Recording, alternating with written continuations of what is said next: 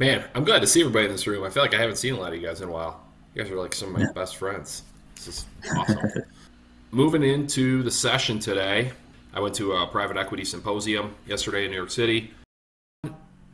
Commercial services, residential services, lawn care, fertilization, pest control, landscape installation, landscape design and build, mowing, snow plowing. That stuff, it is growing and our market is massive. Our TAM is everybody in the US. Every lawn, every building, every tree, every bush, every flower, every bug in the US needs somebody to manage it. It's massive. It's absolutely freaking massive. Now, I think it's a problem we all have that maybe we go after too much of that market. And I think then it's also a problem if we don't go after enough of the market. So here's I had a conversation the other day with one of the people I consult with one-on-one in the group. Marty Gruner told me years ago, here's what I think. You get to 1 million by saying yes. You get to 5 million by saying no. And then at 5 million, you can start saying yes again. So I'll explain what I mean. You get to 1 million by saying yes. You're in the business every day. You're out there, you're talking to customers, you're getting the truck, you're doing this, you're doing that. You're like very heavily involved in the day-to-day operations of that business. The goal for you is to grow and to get more revenue. If you cut lawns for a living and Miss Smith wants bi-weekly,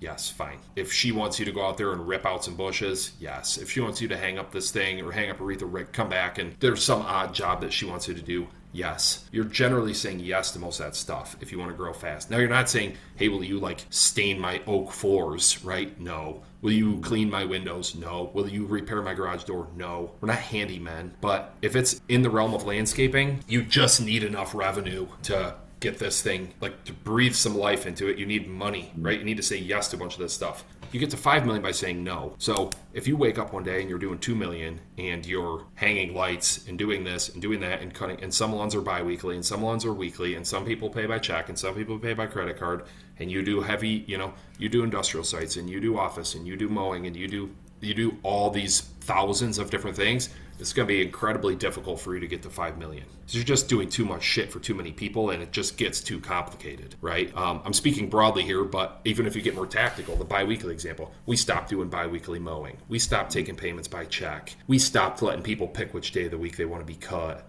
We stopped bagging lawns. I was like, throw all these freaking bagger units away, right? We lose money on bagging.